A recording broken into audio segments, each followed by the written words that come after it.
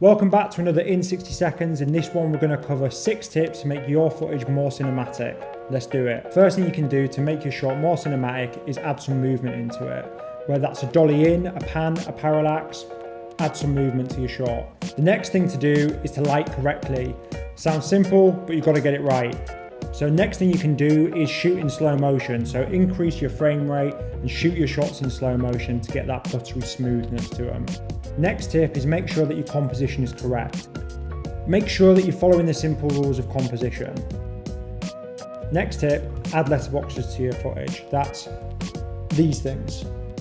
Final tip is use overlays to spice things up a little bit. Be that a flare, a light burn, a grunge effect, or anything that tickles your fancy. Okay, that's 6 tips to make your footage more cinematic in 60 seconds. If you enjoyed this video, hit the subscribe button, hit the like button, drop a comment on there. I'd love to hear from you, and I'll see you in the next video.